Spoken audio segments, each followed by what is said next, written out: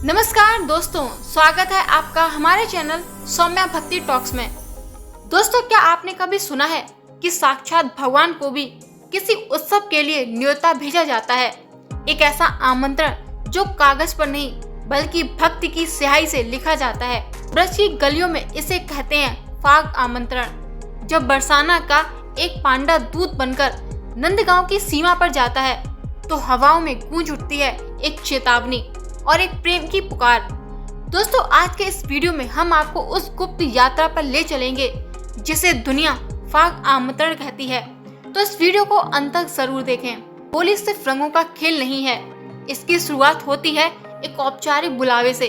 जब फाल्गुन मास की दसवीं आती है तो बरसाना यानी राधा रानी के मायके से एक दूत यानी पांडा नंदगांव यानी भगवान कृष्ण के घर जाता है। ये कोई साधारण व्यक्ति नहीं बल्कि उस समय साक्षात राधा रानी का संदेशवाहक माना जाता है। वो गुलाल लेकर जाता है ये बताने के लिए कि कान्हा बरसाना तैयार है, क्या आप लाठियां झेलने के लिए तैयार हैं? लेकिन दोस्तों रुकिए, ये आमंत्रण देना इतना आसान नहीं है। यहाँ एक बहुत ही अनोखी परंपरा है। नंदगांव की महिलाएं और पुरुष उस पांडा को खूब तंग करते हैं। उस पर रंग और कभी कभी हंसी मजाक में मिर्च तक छिड़क दी जाती है। पांडा को भगवान कृष्ण के विग्रह के सामने बिठाया जाता है। वहां वो फाग यानी होली के गीत गाकर निमंत्रण पड़ता है। अंत में जब पांडा को विदा किया जाता है तो वो खुशी से झूम उठता है। वो नृत्य करता है जिसे पांडा नृत्य कहते हैं। ये दृश्य इतना ऊर्जावान होता है कि देखने वालों के रोंगटे खड़े हो जाते हैं। फाग आमंत्रण के पीछे कुछ ऐसे रहस्य हैं जो बहुत कम लोग जानते हैं। जैसे पांडा जो गुलाल लेकर आता है वो खास तौर पर मंदिर में अभिमंत्रित किया जाता है। उस गुलाल की खुशबू पूरे नंदगांव को महका देती है। जब पांडा वापस बरसाना आता है तो खबर देता है कि निमंत्रण स्वीकार कर लिया गया है। तब बरसाना में लाडू होली मनाई जाती है, यानी खुशी में लड्डू लुटाए जाते हैं। दोस्तों, सदियों से ये परंपरा बिना किसी लिखित नियम के चली आ रही है।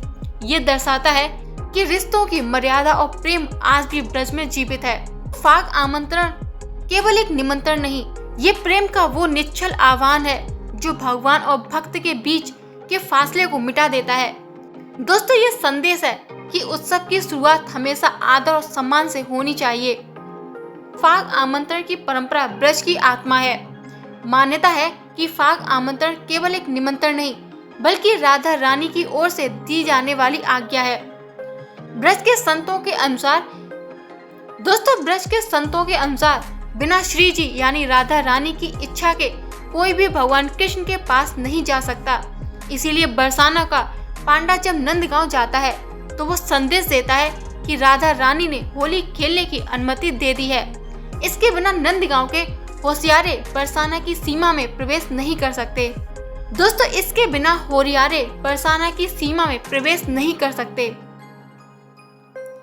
निमंत्रण ले जाने वाले पांडा का चयन बहुत ही सावधानी से किया जाता है। वो पांडा उस दिन सखी भाव में होता है। वो सुबह श्री जी के मंदिर में विशेष पूजा करता है और उस पोटरी को अपने सर पर रखकर चलता है जिसमें निमंत्रण और गुलाल होता है। माना जाता है कि उस समय पांडा के शरीर में राधा रानी की सखियों का अंश होता है। दोस्तों, जब पांडा नंदगांव के नंद भवन पहुंचता है तो वहां एक बहुत अद्भुत दृश्य होता है। नंदगांव के लोग उस पर पीला रंग डालते हैं जो भगवान कृष्ण का रंग है, और पांडा बरसाना का लाल सफेद गुलाल उड़ाता है। ये दोनों रंगों का मिलन असल में दो गांव के अटूट प्रेम का मिलन है। दोस्तों, वहां के बुजुर्ग पांडा के नृत्य और उसके चेहरे के हाव भाव देखकर ये बताते हैं कि इस साल की होली कितनी उत्साहपूर्ण होगी। जब पांडा निमंत्रण देकर वापस बरसाना आता है तो वो सबसे पहले मंदिर में जाकर खबर देता है कि नंदगांव वालों ने न्योता स्वीकार कर लिया है और वे कल आ रहे हैं। इस खुशी में मंदिर के गोस्वामी पांडा को खाने के लिए लड्डू देते हैं। पांडा इतना खुश होता है कि वो खुद ना खाने के बजाय उन लड्डुओं को वहां मौजूद भक्तों में लुटाने लगता है। तो यही परंपरा आज लड्डू होली बन गई है। फाग आमंत्रण ये सिखाता है कि चाहे आप कितने भी घनिष्ठ क्यों ना हो, किसी के घर उत्सव के लिए जाना मर्यादा और निमंत्रण के बिना अधूरा है।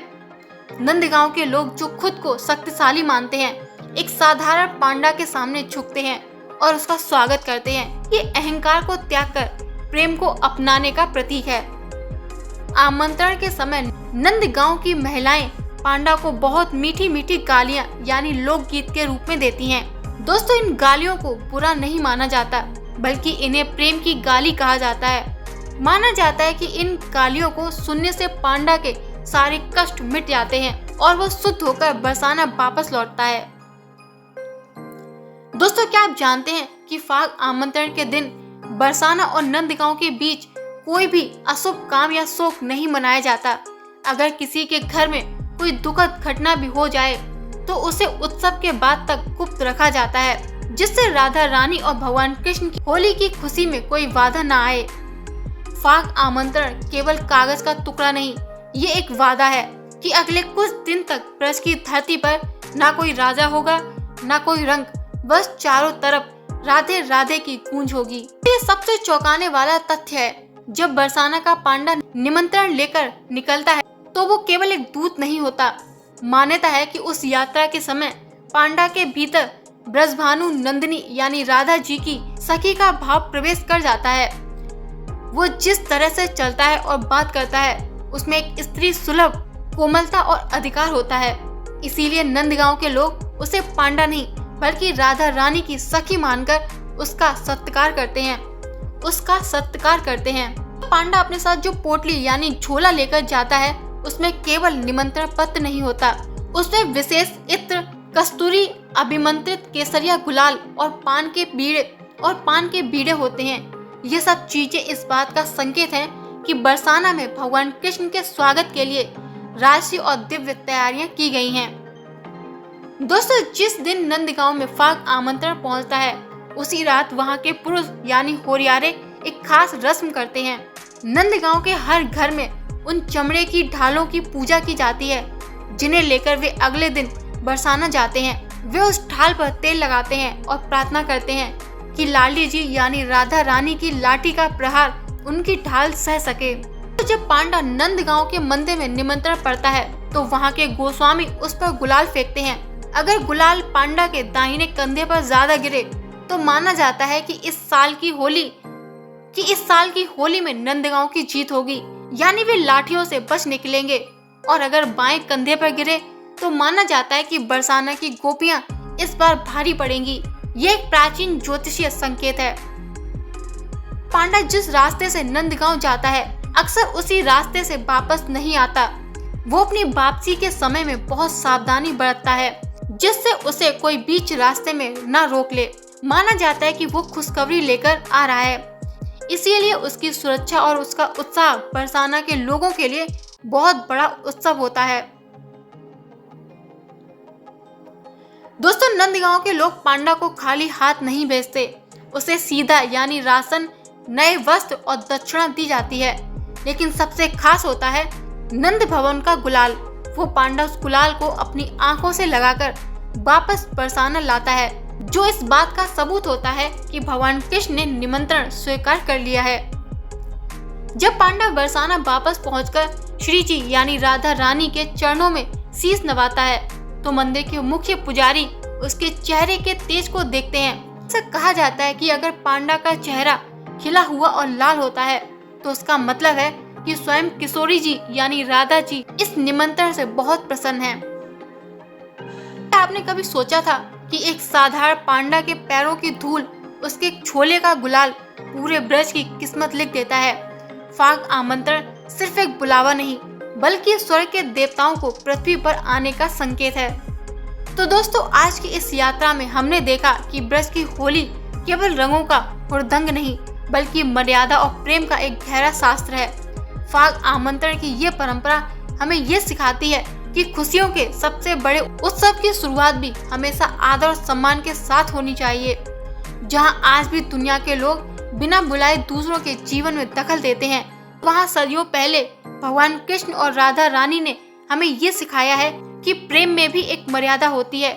जब तक बरसाना से वो पीला गुलाल और निमंत्रण नंदगांव नहीं पहुंचता, तब तक होली का रंग अधूरा रहता है। ये परंपरा गवाह है कि भगवान भी भक्त के भाव के भूखे हैं और एक साधारण पांडा के रूप में स्वयं प्रेम का दूत बनकर चलना कितनी बड़ी आध्यात्मिक उपलब्धि है। दोस्तों, उम्मीद है कि फाग आमंत्रण के ये अनसुने और विशेष रहस्य आपको पसंद आए होंगे। अगर आपको ये वीडियो पसंद आई हो तो इस वीडियो को अपने दोस्तों और परिवार के साथ शेयर करें और कमेंट्स बॉक्स में राधे राधे लिखना ना भूलें। मिलते हैं एक और ऐसी आध्यात्मिक वीडियो के साथ। तब तक के लिए राधे राधे, जय श्री कृष्ण।